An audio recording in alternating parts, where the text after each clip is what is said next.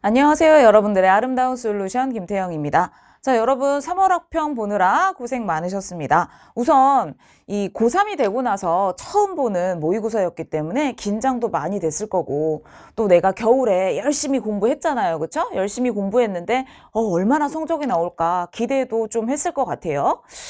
근데 선생님이 얘기해주고 싶은 것은 어쨌든 간에 우리가 이제 수능을 준비하는 과정에서 보는 모든 모의고사들은 그래, 과정일 뿐 진짜 결과는 아니에요. 잘 봤더라도 여러분들이 너무 거기에 젖어들면 안 되겠고, 그 다음에 이제 못 봤더라도 너무 실망하지 말고 내가 부족했던 부분이 무엇인지 잘 챙겨서 채워나가기 시작하면 결국 우리가 잘 봐야 되는 건 수능이니까 딱 그게 제일 중요한 부분인 것 같아요. 선생님이 보니까 이번 3월 학평은 등급컷이 살짝 작년에 비해서는 좀 내려와 있어. 그럴 수밖에 없었던 것이 예년 우리가 기대하는 3월 학평에서 기대하는 17번, 19번보단 조금 더 복잡해 보이는 그런 문제가 출제가 됐더라고요. 물론 아주 어려운 문제는 아니고 아주 새로운 문제는 아니지만 우리가 3월 학평은 그래도 1년 동안 보는 모의고사 중에 가장 쉽게 출제되는 모의고사인데 아무래도 작년에 생명과학이 좀 어렵게 출제되다 보니까 그게 조금 반영된 것 같아. 그래서 돌연변이나 아니면 가계도 문항 같은 것들이 우리 예년에 3월 학평에 볼 수 있었던 그런 문제들에 비해서는 살짝 더 난이도 있게 출제가 됐다. 그래서 요 두 문제가 여러분들이 지금 당장 풀기에는 좀 어려웠을 수도 있겠다라는 생각이 들어요. 하지만 기본적으로 이 나머지 B킬러, 그 다음 준킬러 같은 것들은 이제 과하지 않게 출제가 됐기 때문에 여러분들이 이제 이런 B킬러나 아니면 좀 무난한 준킬러 같은 데서도 실수를 했거나 부족한 부분이 있었다면 이걸 이제 차근차근 내가 어떻게 계획을 세워서 채워 나갈 것인가 생각해 볼 기회가 되면 정말 좋을 것 같아요. 자, 우리 한 문제씩 한번 살펴볼까요? 우선은 여러분들 시험 볼 때 문제 풀듯이 B킬러부터 쭉 풀고 그 다음에 준킬러, 킬러 순으로 풀어보도록 하겠습니다. 자, 1번 문제. 이건 뭐 거의 다 맞췄겠죠? 자, 그냥 우리가 늘 1번에서 기대할 수 있는 그런 문제가 나왔어요. A는 세포로 구성되어 있다. 자, 모든 생물은, 여기 나무잖아, 나무. 즉, 모든 생물은 세포로 구성되어 있으니까 당연히 O가 되겠고요. 그 다음에 줄기 안에 많은 양의 물을 저장할 수 있어서 어떤 환경에 살기 적합한 형태이다. 자, 대표적인 적응과 진화의 예에 해당되겠죠. 그 다음에 서식지 파괴가 되면 생물 다양성을 감소시키는 원인이 되지. 서식지가 파괴되면 우선 개체수가 줄어들고 개체수가 줄어든다라는 건 어때요? 유전적 다양성. 하나의 개체군 내에서 유전적 다양성이 감소한다는 뜻이고 이제 그게 심화되면 종이 사라지는 일도 벌어질 수 있잖아. 그래서 이건 생물 다양성을 감소시키는 원인이 됩니다. 정답은 5번이 되겠죠? 자, 그 다음 2번. 2번도 병원체에 관련된 아주 기본적인 내용이에요. 왜냐하면 뭐 다양한 병원체들이 나오겠지만 결핵의 병원체가 누군지는 너무 이거 가장 기본적인 거기 때문에 반드시 암기해야 되는 거야.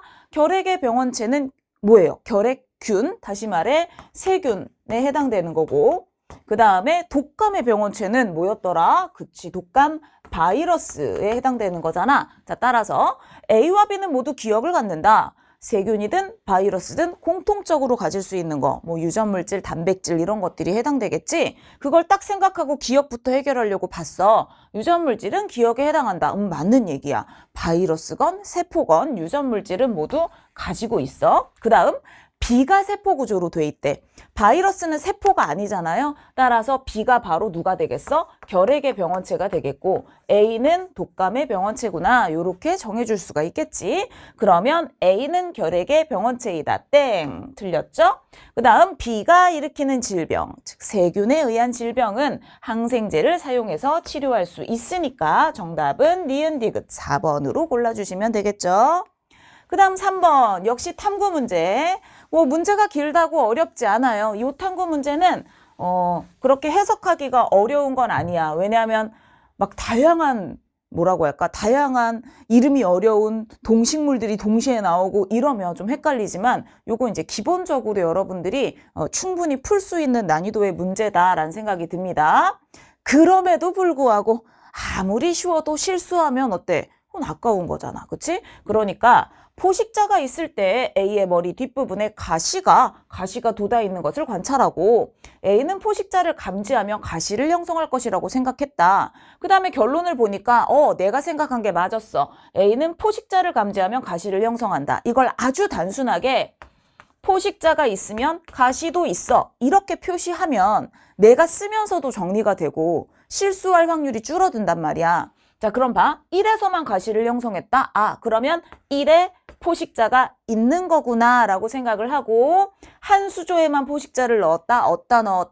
1에다 넣었다. 그럼 잊어버리기 전에 포식자를 넣은 수조는 2가 아니라 1이지 X 이렇게 해주시면 되겠죠. 그 다음 조작 변이는 그럼 포식자를 넣었느냐 안 넣었느냐 이게 조작 변이인 거고 포식자의 유무 A의 가시 형성 여부는 결과니까 종속 변인에 해당되죠. X. 그럼 정답은 당연히 디귿이 되겠죠.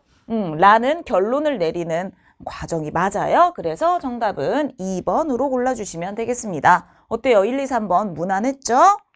자, 그 다음 4번.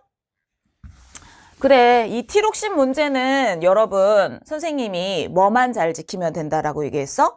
문제의 시작이 어디였는지 생각하고 그 문제의 시작부터 티록신, TRH, TSH가 한 번씩만 등장하도록 증감을 따지면 끝난다. 자, 그래서 기억, 니은이 뭔지 매칭하려고 하기보다는 그냥 매칭하려고 하기보다는 어떻게 하는 게 그냥 문제 상황을 서술하는 게 훨씬 쉬워. 갑상샘에 이상이 생겨 티록신 분비량이 정상보다 많은 사람은 어떻게 될까? 이거 생각하면 뭐가 시작이야? 티록신 분비량이 문제의 시작이죠. 자, 따라서 티록신이 증가하면 나머지는 어떻게 될까? 얘가 증가하면 음성 피드백 때문에 TSH랑 TRH는 모두 감소하겠구나. 금방 할 수 있잖아. 자, 그 다음 뇌하수체 전엽에 이상이 생겨서 TSH 분비량이 정상보다 많다. 이번엔 문제의 시작이 뭐였지? 그렇지. TSH가 정상보다 많은 거야. 그러면 이로 인해 그 다음에 얘로 인해 파로 변하는 건 그러면 티록신이 증가하겠구나. 그쵸? 자, 티록신이 증가했으면 뭐 하겠구나. 음성 피드백 때문에 TRH가 감소하겠구나. 선생님, 티록신이 증가하면 음성 피드백 때문에 TSH도 감소해야죠. 이러면 안 된다고. 왜? 그러면 여러분들이 문제를 치료해버린 거야. 분명히 이 사람은 뇌하수체 전엽에 이상이 생겼는데 티록신이 많아졌다고 얘가 감소하는 건 이상이 생긴 사람이 아니잖아. 문제의 시작까지 바꿔버리면 안 된다는 얘기예요. 그래서 한 번 썼으면 또 서술하면 안 돼. 한 번씩만 나오도록 서술하는 거야. 이 원칙만 지키면 티록신 음성 피드백과 관련된 문제는 못 풀 이유가 없어요. 자, 그렇게 하고 봤더니 기억과 니은이 티록신과 TSH 중 하나인데 하나는 높아지고 하나는 낮아지는 케이스를 골라야 되겠죠. 티록신과 TSH 어디까? 요거 같은 경우는 하나는 증가하고 하나는 감소했어. 그런데 밑에는 어때? 얘도 증가하고 얘도 증가했어. 그러면 우리가 찾는 건 얘가 되겠구나. 정상보다 높아진 기억이 티록신이 되겠고 정상보다 낮아진 게 TSH가 되겠구나. 요렇게 판단하면 되겠죠. 자, 따라서 P는 TSH 분비량이 정상보다 많다라고 되어 있는데 TSH는 정상보다 낮으니까 X. 그 다음에 이건 기억이 누구든 상관없어. 모든 호르몬은 어차피 순환계를 통해 표적세포로 이동을 하는 거죠. 호르몬의 공통된 특징이기 때문에 얘는 기억, 니은 누군지 몰라도 맞출 수 있는 좋은 보기.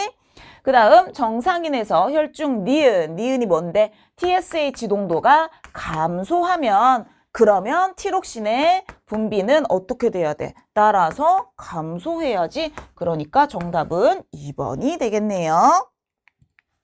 자, 그 다음 5번 문제. 신경계에 관련된 간단한 문제죠. 뭐 그림도 없고. 대신에 신경계는 외울 걸 제대로 외워야 우리가 제대로 풀 수 있어요. 뇌교는 B에 속한다. 자, A, B, C가 뭐지 하고 봤더니 대뇌척수 뇌줄기야. 그러면 B는 우선 뭐에 속하겠구나. 저기 보면 뇌줄기에 해당되겠구나. 여러분 뇌줄기에는 뭐가 들어가요? 뇌교도 있지만 더 시험에 많이 나오는 거 중간뇌도 들어가 있고 그 다음에 그렇지. 연수도 들어가 있지, 그치? 요게 제대로 암기됐으면 B 누군지 금방 알 수 있을 거 아니야? AC 중 A에만 기억의 신경절 이전 뉴런의 신경세포체가 있다. 선생님이 왜? 위에 있는 것부터 안 보고 아래 것부터 봤겠어? 위에 있는 건 기억이 누군지를 따져봐야 되는 것이고, 그치? 얘는 바로 알 수 있는 거니까 밑에 것부터 해결한 거지. 그러면 B 뇌줄기를 우리가 골라냈기 때문에 나머지 A는 대뇌랑 척수 중 하나죠. 근데 대뇌는 자율신경 연결돼 있지 않단 말이야. 아, 그러니까 A는 척수가 되겠구나. 그러면 남아있는 대뇌가 C가 되겠구나. 그러면 척수에 연결된 건 뭐가 되는 거니까 교감신경의 신경절 이전 뉴런의 신경세포체가 있다라고 해줘야 되겠지. 척수에만 교감신경의 신경절 이전 뉴런의 신경세포체가 있다. 선생님, 방광에 연결된 부교감신경은 부교감신경인데도 이 신경절 이전 뉴런의 신경세포체가 있는데요. 근데 문장을 잘 읽어야 되겠지. 뭐라 그랬어? 이 척수에만 있는 게 뭔지를 서술하고 있잖아. 부교감신경 같은 경우에는 척수에만 있는 게 아니라 어디에도 있고 중간뇌에도 연결돼 있고 연수에도 연결돼 있고 그 다음에 척수에도 연결돼 있잖아. 그런데 이건 척수에만 누가 있니? 라고 물어보면 이건 기억이 교감신경이야. 이렇게 판단을 해주셔야 되는 거예요. 자, 따라서 기억은 부교감신경이 아니라 교감신경이 되겠고요. B. 즉 뇌줄기 안엔 누가 있어? 중간뇌가 포함되지? 이 중간뇌가 동공반사의 중추가 맞으니까 얘는 O가 되겠죠. 그 다음 C는 대뇌예요. 대뇌의 겉질은 신경세포체가 모여있는 회색질, 속질은 백색질. 그래서 정답은 4번이죠. 그러니까 신경계는 외울 걸 잘 외우는 게 가장 중요해. 자, 그 다음에 요것도 이제 생태계에 해당하는 문제 중에는 쉬운 편이에요. 상호 관계에 대한 거니까 간단한 거. 같은 종의 큰 뿔 양은 같은 종, 그치? 뿔의 크기에 따라 순위를 정한다. 같은 종끼리 하는 거. 그 다음 순위를 정하는 거, 순위제고. 그렇기 때문에 개체군 내의 상호작용이니까 얘는 기억이다 라고 볼 수 있겠죠. 그쵸? 자, 그래서 A는 기억이다. O가 되겠네. 그런데 분설한 서로 다른 종 간의 상호작용이 되는 거잖아. 따라서 어때요? 니은의 예에 해당한다. 맞는 얘기야. 그 다음 호랑나비 몸집의 크기는 발생 시기 유충의 주변 온도 때문에 몸집 크기가 달라지는 거는 비생물적 요인이 생물 요인에 영향을 주는 거니까 디귿이 아니라 요게 되겠지, 그치? 그래서 얘는 X, 정답은 3번입니다. 1번부터 6번까지 그렇게 튀는 문제가 없었어요. 그냥 누구나 기대할 수 있는 그런 정도의 문제였기 때문에 여러분들이 그렇게 시간을 오래 투자하지 않고도 제대로 풀었을 것 같은데 이제 이 중에서도 몇 가지 실수할 부분은 분명히 있기 때문에 이 실수를 내가 그냥 넘어가느냐 아니면 어떻게 하면 개선할지 고민하고 넘어가느냐는 그 다음 시험에서 정말 다른 결과를 만들어내요. 그냥 실수였어 하고 넘어가 버리면 다음에 또 똑같은 일을 할 수 있다라는 거야. 어떻게든 이유를 찾는 게 좋아. 그 이유가 진짜 이유건 아니건 선생님은 그래도 한 번쯤 고민해 봤으면 좋겠어요. 내가 어떻게 하면 이 실수를 줄일 수 있을까? 좀 끊어서 읽어볼까? 자꾸 내가 너무 속어법에 의존한다면 얘를 한번 버려볼까? 이것저것 시도해보는 게 중요하다라는 거지. 모두가 다 다르기 때문에 그쵸? 학습 양도 다르고 그다음 문제 푸는 어떤 그 습관도 다르고 하기 때문에 자기한테 가장 잘 맞는 풀이가 뭔지는 스스로 찾아가 줘야 돼요. 자, 그 다음에 7번 문제 봅시다.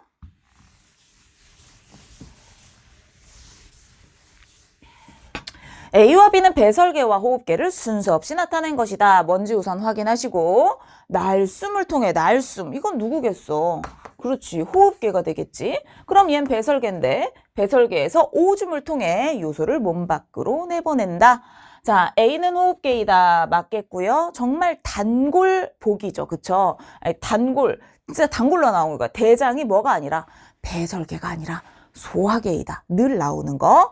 요거를 실수했다면 아직 내가 물질 대사를 제대로 공부하지 않았구나. 그러니까 여러분들이 이 과학의 탐구, 생명현상의 특성, 그다음 물질대사 파트 같은 경우는 쉬운 부분이야 라고 생각하고 되게 소홀히 하는 경향들이 좀 있어요. 그러다 보면 결정적인 순간에 실수를 하거나 이제 내가 꼭 챙겨야 되는 그런 이제 부분들을 놓치는 경우들이 있거든. 그래서 이런 거는 여러분들이 좀 잘 봐둬야 돼. 되게 많이 나오는 거잖아. 대장은 소화계에 속하는 거지 배설계가 아니야. 오줌을 만드는 건 배설계의 일이지만 똥을 만드는 건 한 번도 흡수해보지 않은 찌꺼기를 그냥 버리는 거야. 누가? 소화계가. 자, 구분하셔야 돼요. 그래서 얘는 X. 간에서 암모니아가 요소로 전환된다. 요거는 O가 되겠죠. 따라서 요소를 버리는 건 어디? 배설계. 암모니아에서 요소를 만드는 건 소화계의 기능이다. 기억 디귿 3번입니다. 자, 그 다음에 8번. 뭐 약간의 계산이 필요하긴 하지만 이건 안정된 생태계 라고 얘기를 했기 때문에 에너지 피라미드 모양이 유지돼야 돼.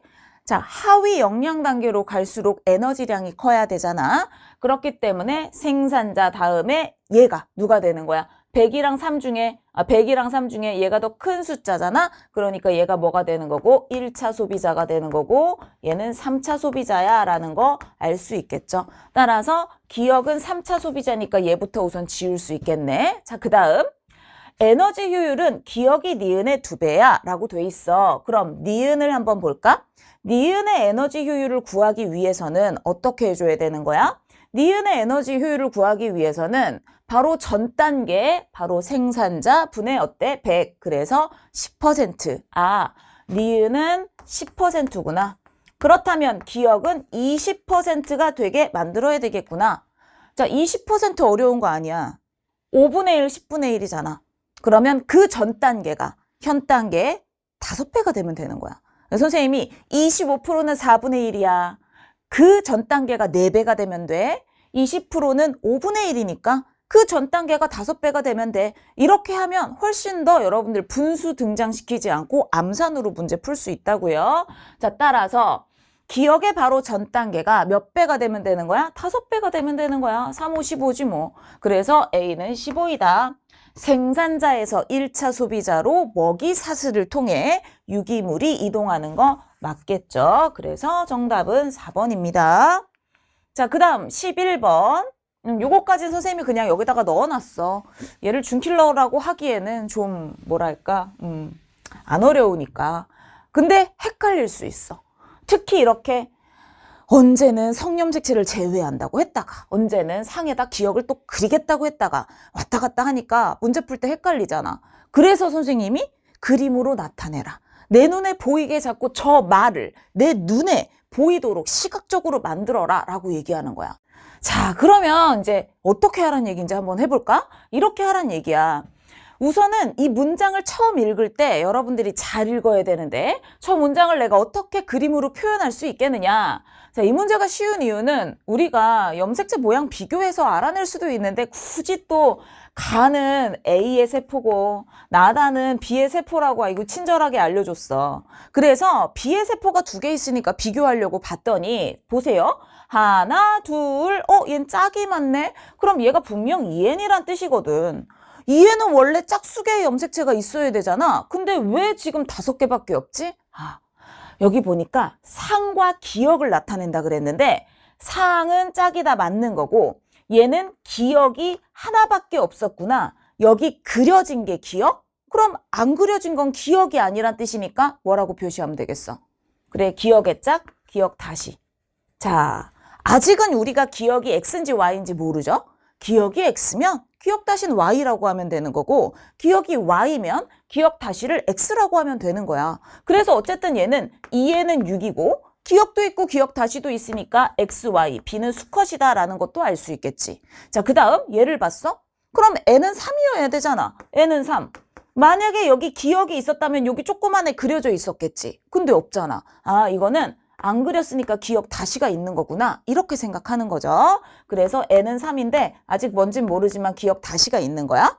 자, 그 다음 되게 중요한 정보가 있지. A와 B의 체세포 한 개당 염색체 수가 서로 다르다. 그럼 A는 EN은 6은 아니어야 된다는 거지. 선생님, 근데 여기 딱 6개 있는데요? 그치. 그럼 뭐야? 안 그려진. 여기에 그려지지 못한 아이가 있다는 거지. 기억이었으면 그렸을 텐데 뭐였으니까 지금 기억 다시였으니까 못 그렸겠죠. 얘는 사실은 2n은 8이었던 거고 기억 다시를 2개 갖는 거죠. 2n에 2개 있을 수 있는 성염색체가 x잖아. 그래서 기억 다시가 x고 기억은 y가 되겠구나. 기억은 y 염색체야. 5가 되겠죠. 이렇게 하는 거예요. 나와 나의 액상은 같아. 나는 2n이고 다는 n이니까 서로 달라야죠. x. 그 다음 a는 어때? a는 2n은 8이거든. 체세포 분열 중기 2n 곱하기 2가 되겠죠. 2n 상태에서 상염색체 수는 그래서 6개, xx니까 x 2개, 그러면 2가 아니라 3이 돼야 하니까 정답은 1번이 되겠네요. 자, 12번. 면역 중에서도 가장 기본적으로 막 특별한 실험 문제가 아니라 개념 문제가 나왔어. 아무래도 면역에서 실험 문제가 나오면 우리가 빅킬러에서 조금 더 시간을 소모해야 됐을 텐데 여기는 그냥 간단하게 짚고 넘어갈 수 있었겠죠. 자, 병원체 X에 감염되었을 때야 B림프구가 일부 형질세포로 분화돼서 항체를 만드는 거고 일부는 기억세포로 변했죠. 이 기억세포가 나중에 동일한 항원을 만나면 형질세포로 분화해서 항체를 생성하게 되는 거. 기본적으로 반드시 알아야 되는 내용입니다. 자, 따라서 이 기억 형질세포는 체액성 면역에 관여한다. 맞는 얘기예요. 체액성 면역이 바로 항원항체 반응을 통한 면역 반응이니까 구간 1에서 1차 침입해서 항체가 침입 시점으로부터 좀 있다가 시간이 걸리지 항체 처음 생성되기까지 시간이 걸리고 느리게 만들어지는 것은 바로 B림프구에서 형질세포로 분화되는데 시간이 걸리기 때문이에요. 자, 그래서 여기 B림프구로부터 형질세포가 분화됐다라는 거고요. 그 다음에 구간 2에 니은이 있니? 구간 2에 봐봐. 구간 2는 침입하자마자 바로 이게 올라가잖아. 급격히. 이건 뭐 때문이야? 요 시점에 이미 기억세포가 존재했기 때문에 그 기억세포가 바로 항원을 인식해서 형질세포로 변할 수 있었기 때문이죠. 자, 따라서 그 시점에서는 누가 있는 거야? 여기 보면 기억세포가 있는 상태다라는 거 알 수 있어요. 그래서 정답은 5번이 되겠네요. 자, 그 다음 세포 분열에 관련된 간단한 문제죠. 요건 누가 봐도 분열기 후기잖아. 그치? 분열기 후기야. 자, 봅시다. 우선 체세포 세포 주기고요. 나도 바로 체세포 분열 과정이에요. 둘 다 체세포 분열이다라는 거 반드시 확인하시고 혹시 얘가 감수 분열에 관련된 자료라면 둘이 매칭하려는 시도를 하면 안 돼.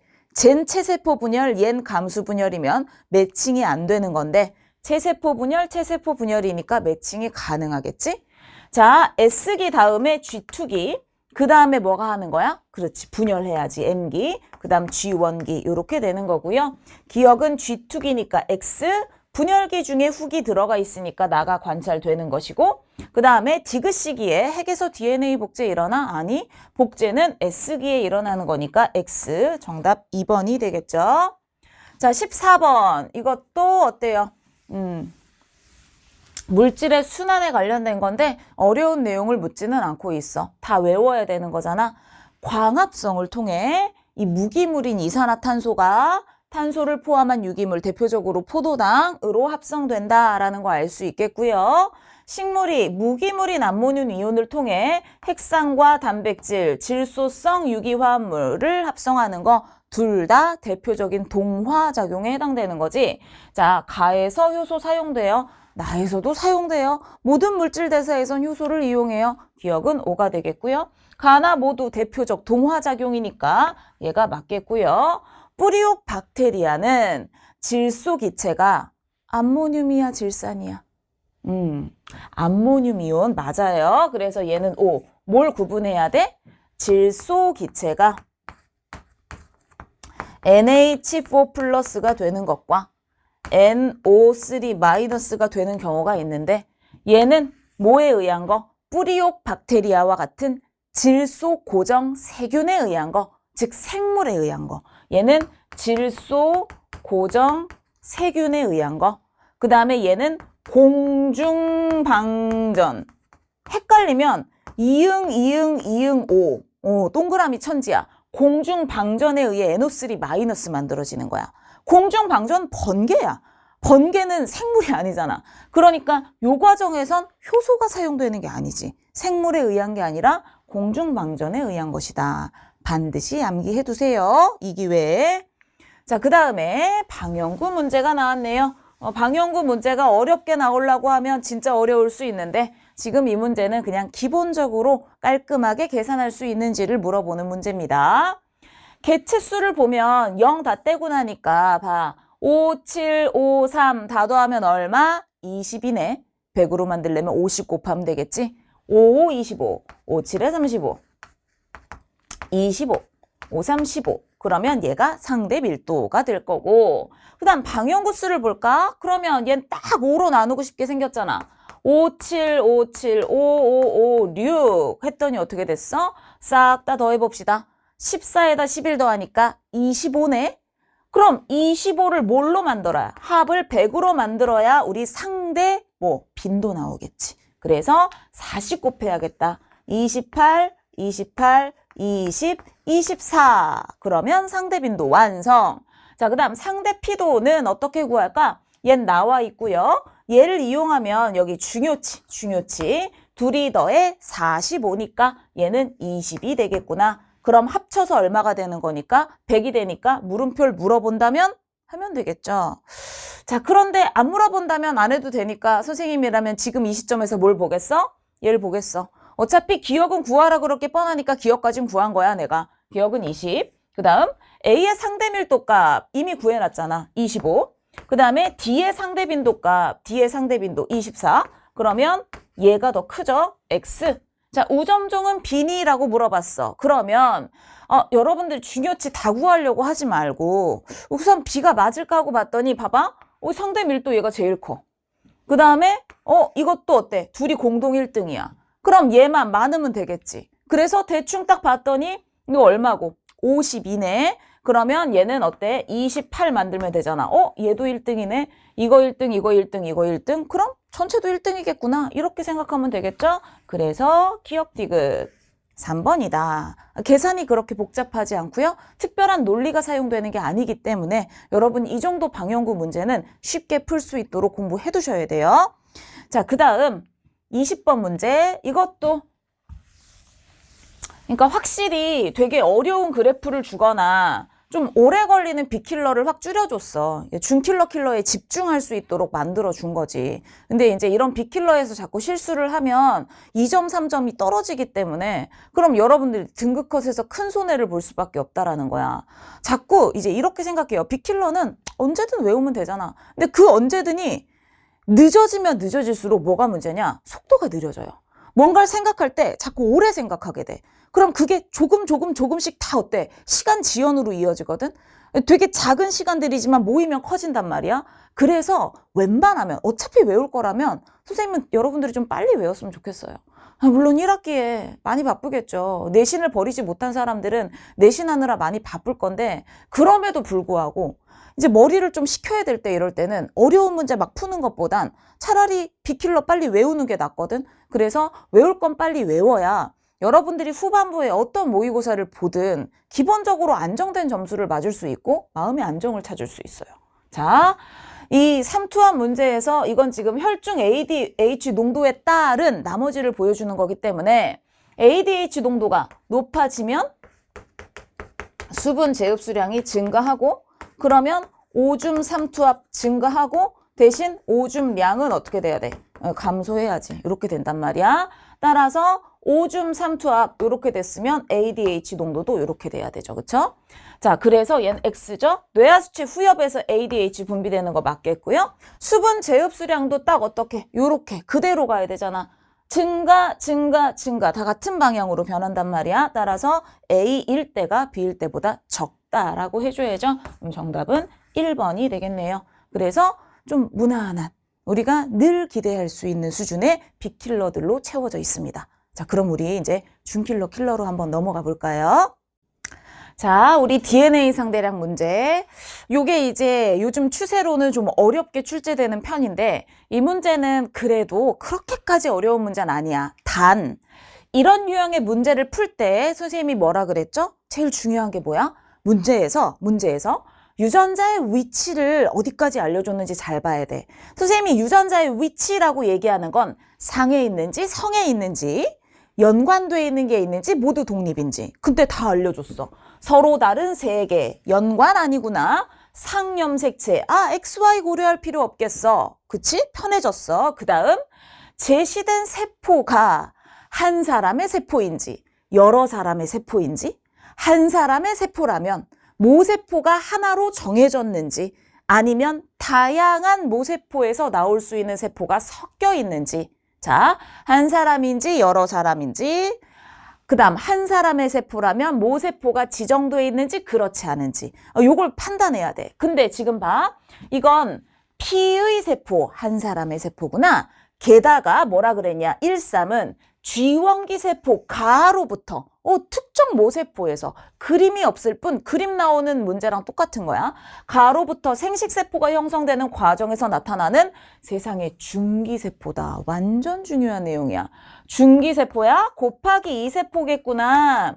그림은 없지만 머릿속에 뭐가 떠오르느냐. 봐. G원기 세포 가로부터 곱하기 2n 곱하기 2가 등장했을 것이고 그 다음에 n 곱하기 2가 2개 나왔을 텐데 그럼 결국 얘네들 중 하나겠구나 라는 걸 알 수 있겠지. 그러면 이게 머릿속에 딱 정리가 되는 그 순간 사실 OX 안 보고 얘만 봐도 누군지 알 수 있어. 왜?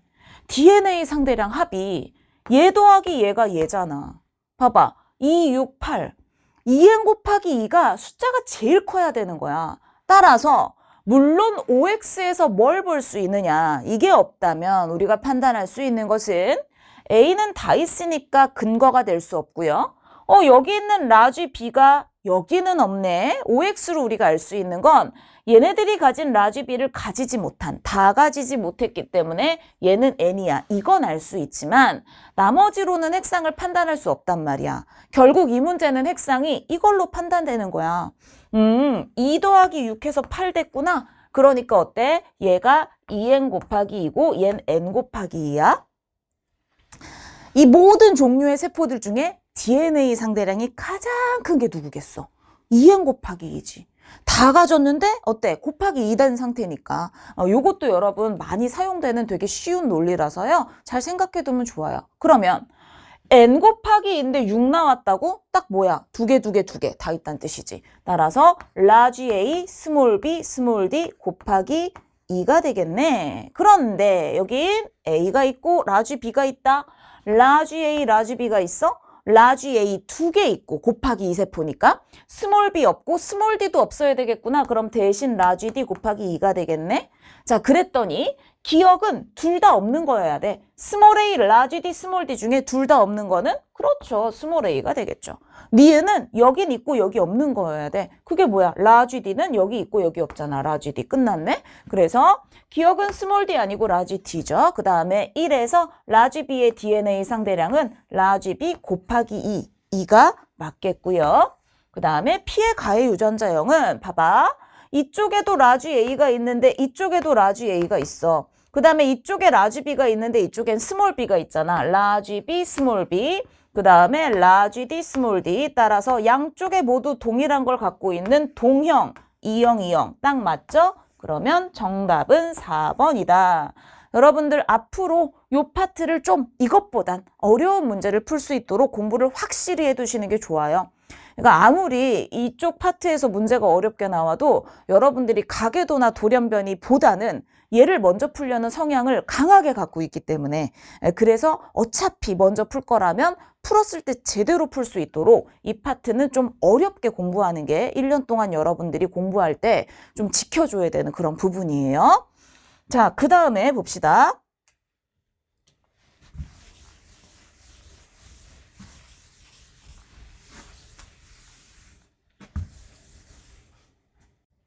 자, 다음으로 넘어가는데 여러분 지금 방금 살짝 튀지 않았어요? 그쵸? 선생님이 넘기려고 봤더니 혹시 잠깐 전후로 뭐가 달라졌는지 느꼈어? 얘가 넘기려고 봤는데 얘가 선생님 손에 없는 거야. 저기 책상에 있는 거야. 갖고 왔어, 지금. 아, 선생님이 한참 요즘 전자칠판 촬영에 좀 몰입하고 있었거든요. 갑자기 일로 넘어왔더니 이게 또 사람은 참 간사해. 얼마나 됐다고 전자칠판 쓴지 이러고 있네. 자, 봅시다. 되게 복잡해 보이지만 사실 이 문제는 여러분 전시가 뭔지 제대로 이해한 사람들은 자꾸 선생님이 너무 안 어렵다고 얘기하는 건가? 근데 이제 선생님 수업을 열심히 듣고 그 다음에 선생님이 이제 이런 활동전이 문제, 전도속도 문제 풀 때 전시로 바꾸기만 하면 잘 풀 수 있다라는 걸 여러분들이 잘 학습했으면 진짜야 얼마 안 걸려서 풀 수 있어. 대신에 문제는 잘 읽어야 돼. A, B, C 아니야. 1, 2, 3이야. 매칭해야 되는 거야. 근데 경과 시간이 있고 D1, D2, D3, D4 다 나와 있고 경과 시간 있는데 우리가 매우 좋아하는 마이너스 80이 여기 있잖아. 그러면 마이너스 80은 얼마다? 전시 1ms이야. 얘도 1ms이야. 이렇게 알 수가 있겠죠. 그 다음 그럼 선생님 마이너스 60은요? 리드선이 여기니까 당연히 3이죠. 가 아니라 사실은 그래 리드선이 없어도 여기일 가능성이 있기는 하지. 아무것도 없다면. 근데 우리한테 아무것도 없는 게 아니야. 전시를 추론하는 데 있어서 아무것도 없는 게 아니라 뭐가 주어져 있어? 얘네들의 속도에 대한 정보가 주어져 있죠. AC 중 두 신경을 구성하는 모든 뉴런의 흥분 전도 속도는 2고 나머지 하나는 1이야. 다시 말해 전도 속도가 2 아니면 1이야. 그럼 봐. D3에서 D4까지 가는데 전도 속도가 1이라면 3ms 걸렸겠지. 전도 속도가 2라면 1.5ms 걸렸겠지. 시냅스가 있는 거라면 3보다 오래 걸리고 1.5보다 오래 걸리겠지? 이렇게 되는 거야. 그렇다면 적어도 1.5보단 오래 걸려야 되니까 그래서 얜 아예 우리의 뭐가 관심 대상이 아니구나 이렇게 생각하는 거죠. 자, 그러면 마이너스 60은 역시나 여기였고요. 그럼 얜 뭐가 된다는 얘기예요? 3이 된다는 얘기예요. 이것 봐라. 벌써 D3, D4 사이에 시간 간격이 2가 나왔잖아. 1.5도 아니고 3도 아니고 딱 떨어지지 않는다는 것은 시냅스가 존재한다라는 걸 뜻하는 거고 D3, D4 사이에 시냅스가 있는 건 B가 유일하기 때문에 얜 B. 그러면 0, 그 다음에 어때? 1, 3이네? 원래 3이 걸렸는데 줄어들 순 없잖아. 그러니까 얘는 원래 1.5가 걸릴 거였는데 2가 걸린 거야. 뭐가 있어서? 시냅스가 있어서. 그렇다는 건 얘 속도가 2겠구나. 1 이렇게 만들 수 있겠지. 그래서 동그라미 C는 마이너스 80으로 정할 수가 있는 거네. 자, 그 다음에 우리 있는 거 요거잖아, 요거. 이건 뭐야? 그러면 얘도 여기서부터 여기까지 또 1 걸린 애를 찾아야지. 그럼 봐. 얘는 시냅스가 있는데 시냅스가 있으면 1로 끝날 수가 없는 거야. 그치? 얘는 속도가 뭐가 되면 2가 되면 1이고 그 다음에 속도가 1이 되면 2거든. 근데 시냅스가 있으면 적어도 1보단 커져야 되겠지. 그러니까 시냅스가 없는 걸 골라야지. 바로 여기죠. 그래서 0, 1, 1, 그 다음에 어떻게 되는 거예요? 얘는 2.5 이렇게 되는 거고요. 아, 얘가 A가 되겠구나. 얘는 마이너스 80이 되겠죠? 그럼 2.5라는 건 여기서부터 하나, 둘, 2.5, 0이 되겠네요. 그럼 역시나 얘는 플러스 30이 될 거고요. 그럼 얘는 속도가 1이 되는 거기 때문에 우리가 기대한 2가 딱 맞겠지. 그치? 나머지는 뭐 할 필요 없고요. 그래서 3은 B다. 맞아. 3은 B야. 그 다음에 동그라미 B. 동그라미 B가 얘잖아. 플러스 30. 그러니까 얘는 X. 기억이 5ms일 때 1의 D4. 자, 1은 누구니? A. A의 D4까지 전시는 2.5죠. 5에서 2.5 오면 바로 여기가 되는 거기 때문에 0mV이고 이건 재분극이 일어나고 있는 상황이 맞습니다. 그래서 정답은 3번으로 골라주시면 되겠죠? 자, 그 다음에 요거 이제 다인자랑 복대립 이렇게 돼 있는데 선생님이 문제가 좀 길어서 여기 말로 돼 있는 걸 간단하게 표시를 해봤어. 복대립인데 우열을 그냥 다 알려준 거야. 자, 그 다음 얘는 P에 들어있는 걸 일부 보여줬어요. P에 들어있는 거. 상염 색채라 그랬으니까 XY는 고려할 필요가 없겠고 그 다음에 Q의 유전자형 또 알려줬단 말이야. Q의 유전자형 알려줬어. 그러면 Q에 large A, small a, 그 다음에 FG. 얘가 어떻게 연결되어 있는지는 아직 몰라. 근데 어찌됐든 복대립, 단일인자부터 표시한다면 FG 이렇게 돼 있는 거고. 그 다음에 어때요? 나머지 large B, small b에 large D, small d는 정해져 있는 거죠. 그런데 뭐라 그랬어? 여기 보니까 이 P와 Q의 가의 표현형, 다인자 표현형이 서로 같대. 대문자가 3개다라는 걸 의미하는 거야. 근데 우리한테 이미 보여준 게 3개가 다 됐잖아. 아, 그럼 완전 쉽게 나머지. 그럼 여긴 다 소문자겠구나. 요렇게 해줄 수가 있는 거죠. 자, 그 다음에 봤더니 PQ 사이에서 요런 애랑 가와 나의 표현형이 모두 같을 확률이 32분의 3이래. 자, 우선 단일인자부터 봤더니 GG. 꼴찌가 나올 수 있어야 돼? 그러려면 여기 G가 있고 여기도 G가 있어야 되겠죠. 그쵸? 자, 그럼 이건 단일인자, 다인자가 연관된 상황이기 때문에 단일인자부터 먼저 생각합니다. 자, 여러분 볼게요. 요 자리에 large A랑 small a를 하나씩 넣어야 될 거야. 자, 우선 요렇게 같아지려면 내가 G를 골라야 되잖아. GG 골랐어. GG 고를 확률은 바로 얼마야? 4분의 1이지. 그러면서 동시에 대문자를 골랐을 텐데 여기는 0이 확실하지만 얜 0인지 1인지 모르는 거지. 따라서 괄호 안에는 1 또는 0이 들어갈 수 있겠지. 자, 요 GG를 고르면서 1 또는 0을 고를 확률이 4분의 1이야. 근데 여기 보면 대문자가 3개이면서 GG일 확률이 32분의 3이어야 되잖아. 그러면 나머지 얘는 우리 독립으로 따지면 되겠죠. 이형접합성 4개 있는 독립 상황이기 때문에 조합식을 활용하면 쉽게 계산할 수 있어요. 그래서 여기서 얼마가 나와줘야 되는 거야? 32분의 3이 나오려면 여기에서 내가 원하는 대문자 개수를 고를 확률이 8분의 3이 돼야 돼요.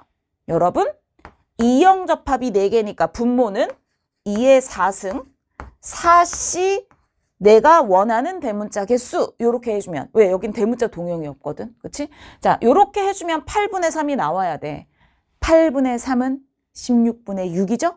6이 되려면 4C 2가 돼야 되겠죠.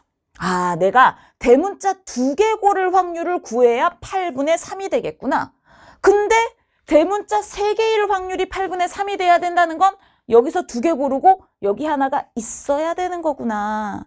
여러분, 다인자 독립 조합식을 쓸 수 있어야 이런 문제를 시간 안에 빠르게 풀 수 있다라는 거. 요거 안 돼 있는 사람들은 다인자 독립 다시 공부하셔야 돼요. 자, 그래서 GG1이 되려면 이쪽이 large A, 이쪽은 small a가 되겠고요.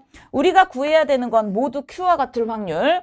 2등이려면 어떻게 돼야 돼? FG 이렇게 골라야 되잖아.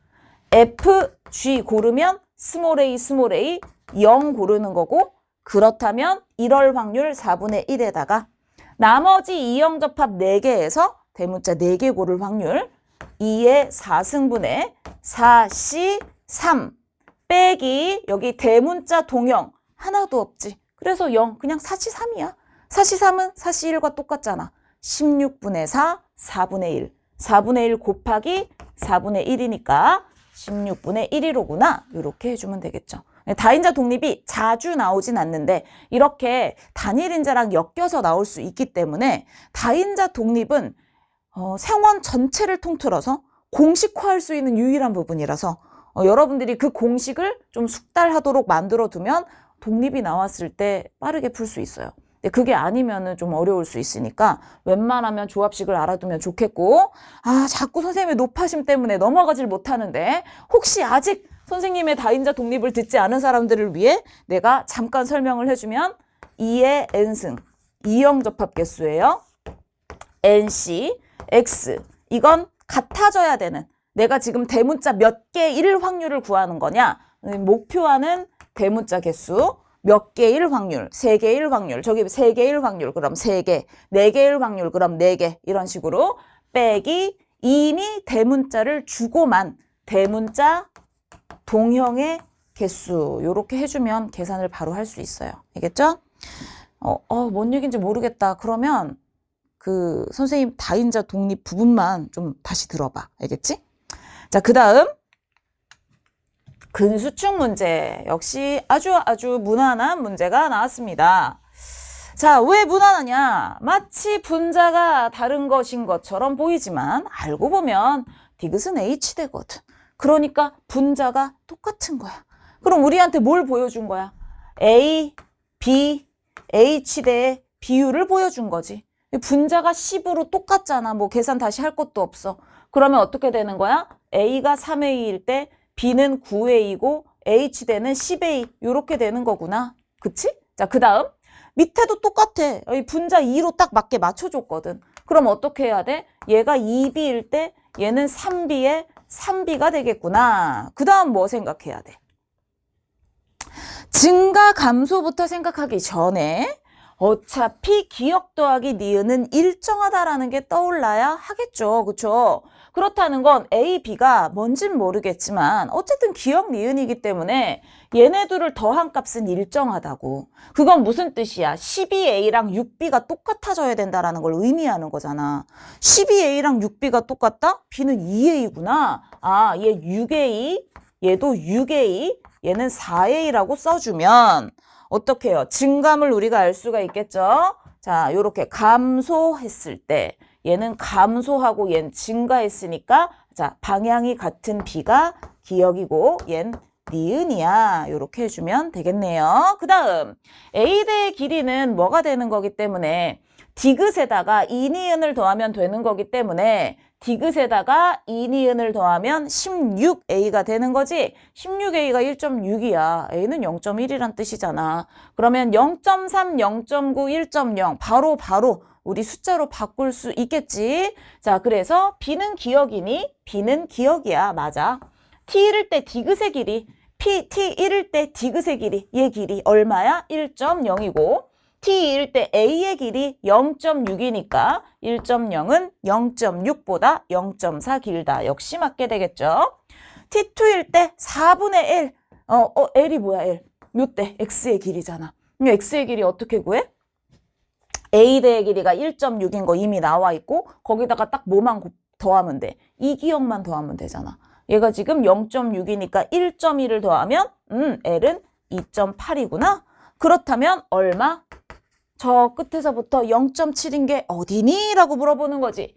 기억이 0.6이니까 0.7이면 어디로 넘어갔어? 니은 구간으로 넘어갔잖아. 따라서 니은에 해당한다. 자, 기억, 니은, 디귿. 계산도 크게 복잡하지 않고요. 가장 기본적인 거 기억 더하기 니은은 일정하다. 그 다음에 비례식으로 표현할 수 있는지 확인하는 기본 유형의 문제예요. 그 다음 그래 이제 17번 19번이 남았는데 이게 뭐라고 할까 지난 몇 년간의 3월 학평에 등장했던 문제들에 비해서는 조금 더 복잡해 보여요. 그러나 보세요. 돌연변이 문제를 여러분들이 어려워하는 이유는 심리적인 것 같아. 뭐냐면 내가 기껏 열심히 유전을 공부했거든. 근데 갑자기 이제 돌연변이 상황이 벌어지니까 왠지 내가 기존에 공부했던 걸 하나도 쓰면 안 될 것 같다라는 생각이 드는 거야. 온통 잘못됐으면 어떡해? 돌연변이잖아. 근데 그렇지 않다? 돌연변이의 내용을 잘 보면 돼. 자, 여기서 뭐라 그랬냐? 부모 중 한 명만 생식세포 형성 과정에서 유전자, 기억이 니은으로 바뀌는 유전자 돌연변이야? 하나가 하나로 바뀌었으니까 양에는 변화가 없겠구나. 뭔가를 더 갖는다거나 덜 갖는 건 아니야. 유전자형이 멀쩡하게 생겨야 돼. 그치? 자, 그래서 그걸 이제 딱 생각하고 그게 정상 생식세포랑 수정돼서 그래, 자녀 1이 태어났어. 그럼 나머진 전부 정상인이다 라는 걸 뜻하는 거거든. 근데 비정상 자손이라 하더라도 얘 유전자형은 완전 멀쩡해야 되는 거야. 유전자형 자체가 문제가 있는 게 아니야. 예를 들면 남들은 라지 A나 스몰 A를 2개 가질 때 얘는 3개를 가진다거나 그럴 일은 없어. 성염색체를 하나 덜 가진다거나 이게 아니잖아. 유전자형은 멀쩡한데 사실 알고 보면 부모에게서 받을 수 없는 구성이 되어 있을 수는 있겠지. 그치? 유전자 돌연변이가 일어났으니까. 그러면 내가 혹시 우열을 알 수 있는 정보가 있는지를 봤더니 지금 보세요. 나는 7번 염색체에 연관돼 있고 다는 9번에 있어. 전부 상이 되겠지.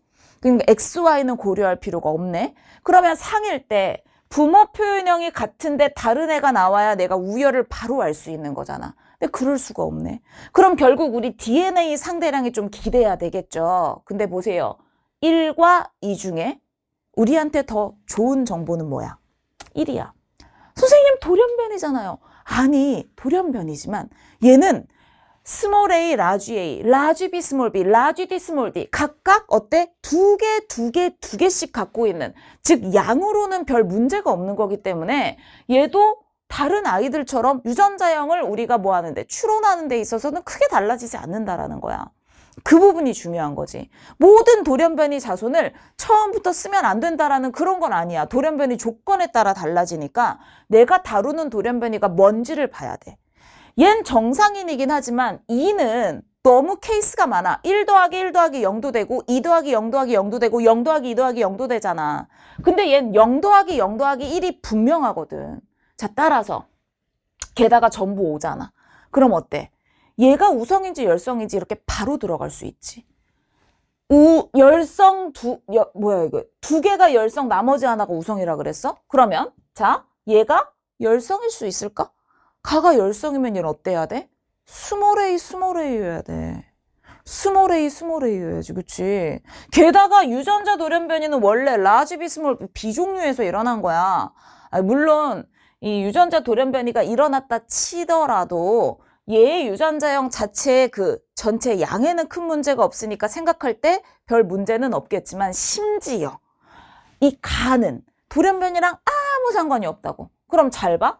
얘가 열성이면 이미 스몰 a 2개 갖고 시작해야지. 근데 1이잖아. 아, 이거 열성일 수 없겠구나. 바로 나오는 거지.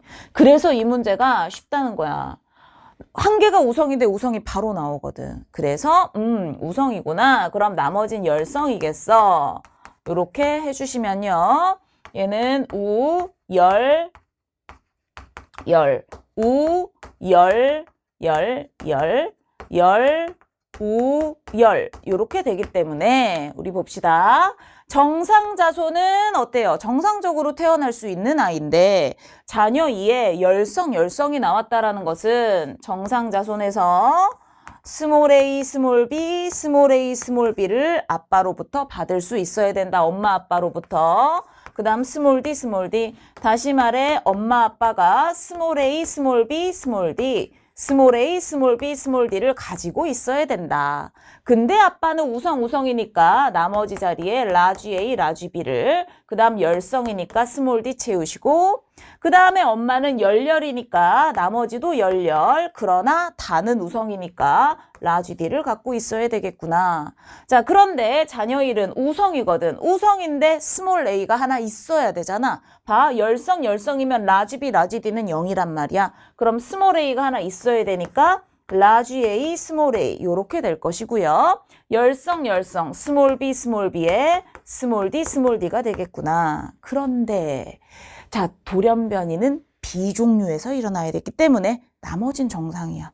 라지 a를 누가 줬겠어? 라지 a 가진 거 요거밖에 없잖아. 이렇게 줬을 거거든. 어랄라? 이것 봐라. 라지 a를 줄 땐 라지 b를 같이 줬어야 되는데 이거 어떻게 된 거야? 얘가 잘못된 거구나. 라지 b가 스몰 b로 변했구나 라는 걸 알 수 있겠죠. 그래서 겉으론 복잡해 보이고 원래 돌연변이 문제는 길 수밖에 없어요. 당연하지. 가계도에 대한 설명. 예를 들어 형질 3개 있으면 기본적으로 깔려있는 뭐가 있어? 내용이 있잖아. 그 다음에 돌연변이가 어떤 내용인지를 서술하느라 길어질 수밖에 없어. 괜히 문제 길이에 압도당할 필요가 없어. 오히려 길면 길수록 나한테 정보가 많이 주어졌다는 뜻이기 때문에 여러분 너무 겁먹을 거 없어요. 돌연변이 문제는 예를 들면 가계도가 구성원이 한 10명 있어. 아무리 쉬워도 10명을 따지려면 시간이 걸리거든. 근데 돌연변이 문제는 그렇게 안 나와. 보통 표가계도로 나오기 때문에. 그러면 제대로만 풀면 시간적으로는 훨씬 유리한 문제들이 많다라는 거거든요. 그래서 여러분들이 저는 돌연변이를 버리지 않았으면 좋겠어요. 이게 타임어택이 심한 과목이기 때문에 예를 들면 가계도 돌연변이 중에 한 문제만 풀 수 있는 그런 시간이 우리에게 주어질 수 있어. 그때 시간적으로 유리한 문제는 대부분 돌연변이 문제예요. 그래서 어느 정도 돌연변이를 좀 공부하는 게 여러분들이 좋은 등급을 맞기 위해서는 좀 필요한 부분이 아닐까라는 생각이 듭니다. 가는 우성영질이 맞겠고요. 라지 b가 스몰 b로 변하는 거니까 라지 b는 기역, 그 다음 스몰 b가 니은이지. 자녀 2의 동생이 태어날 때 가, 다 중 다만 발현되는 거. 그럼 얘는 발현 안 돼야 되니까 열성, 발현 안 돼야 되니까 우성, 발현돼야 되니까 열성. 열성, 우성 한꺼번에 있어야 되잖아. 근데 그럴 수가 없어. 그러니까 이건 그럴 수가 없지. 0이지 0. 그래서 정답은 1번이 되겠죠? 자, 19번. 이건 여러분들이 기출문제를 엄청 열심히 공부했다면 어라? 이건 기출문제 변형인데 라는 게 떠올라야 하는데 혹시 평가원 기출문제 중에 ABO식 가계도, ABO식 연관 가계도인데 표로 나왔던 문제 기억나나? 그 문제를 그림으로 바꿨을 뿐 진짜 똑같은 문제야. 똑같은 문제. 선생님이 풀어주면 기억이 날 수도 있어. 자, 우선 ABO랑 같은 염색체 있으니까 상에 있는 거고요. 그 다음에 가의 우열은 너무 금방 나와요. 가에서 가 아닌 거 나왔잖아. 그럼 어떻게 하면 돼? 그렇지. 얘는 라지 h 스몰 h, 라지 h 스몰 h, 스몰 h 스몰 h, 스몰 h 스몰 h. 그럼 얘가 라지 h 스몰 h가 되겠죠. 그 다음 스몰 h 스몰 h에 라지 h가 있는 거고 스몰 h 스몰 h가 있다는 건 양쪽에 스몰 h가 하나씩 있어야 된다는 뜻이에요. 그런데 첫 번째 AB34에서 라지 h의 DNA 상대량을 더한 값이 스몰 h의 DNA 상대량을 더한 값과 같다. 4명이잖아. 상이잖아? 전체 8이 되겠지? 근데 같으면 4개 있어야 된단 말이야. 근데 봐. 이미 AB34에서 스몰 h 4개를 다 구해놨네. 그럼 나머지 자리는 전부 라지 h란 뜻이지. 요렇게. 됐어? 자, 그래서 요걸 다 했어. 그 다음 ABO식으로 가야 돼? ABO식 가려고 오, 완전 좋은 거. 오. 그러면 이쪽도 오. 뭐 물어보진 않았지만 얘는 라지 A, 라지 B. 그러면 얘가 O, B형이니까 B 스몰 h가 있어야 되겠구나. 자, 여기 포인트야.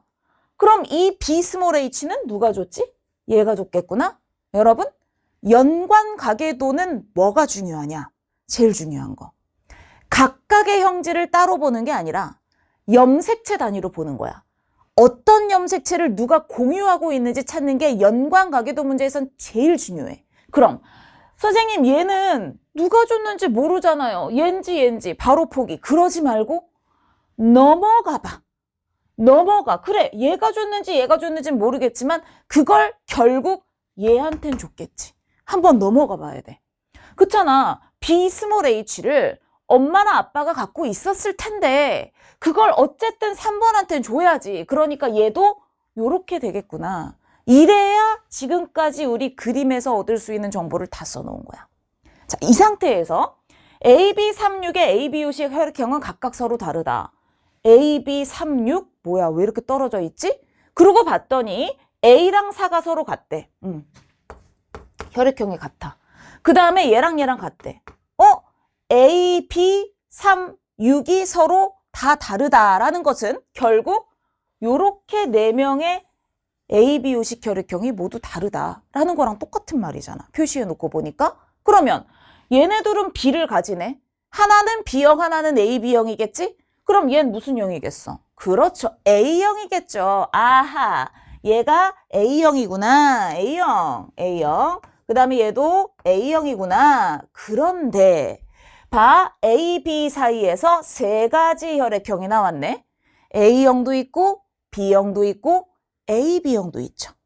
자, 그렇다면 둘 다 이형 접합성이어야 돼. 왜? 3가지 조합이 나왔으니까. 그렇게 생각해도 되고 A형이 B형을 낳았어. 그럼 어때야 돼? AO가 BO를 낳는 수밖에 없잖아. A형이 B형을 낳았어. A형이 B형한테 줄 수 있는 건 O밖에 없어. 그래서 라지 H, 스몰 h도 2형인데 얘도 2형이란 말이야. 그럼 연관이 요렇게 돼 있는지 이렇게 돼 있는지 알 수 없잖아. 자, 이제 선생님 전 한 번씩 해볼게요. 근데 저는요, 여러분 그런 걸 좋아하지 않아요. 비밀번호 잊어버려서 한 번씩 눌러보는 이런 시행착오는 겪고 싶지 않아. 그럼 어떻게 하면 되겠어?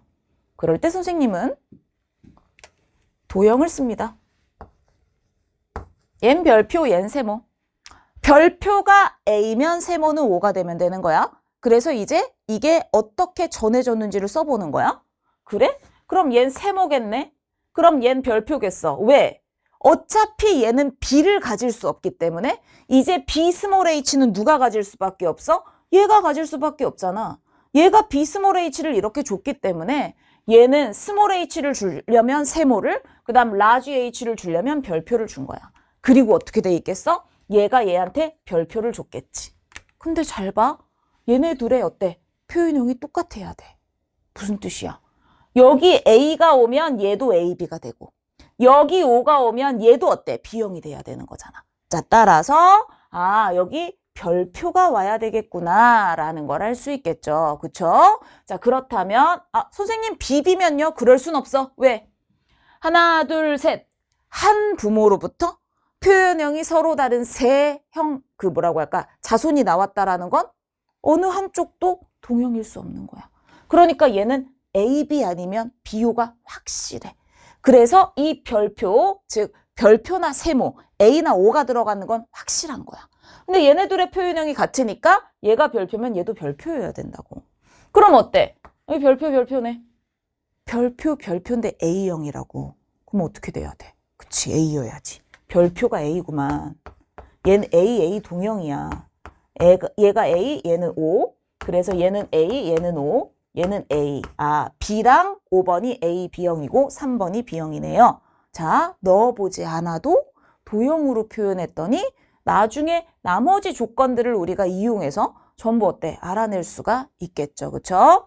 사실 5번의 ABO식 혈액형의 유전자형은 이형접합성으로 나올 수밖에 없기 때문에 요거는 약간 난이도를 조절하기 위해 준 거지 요런 식으로 푼다면 굳이 필요하지는 않아요.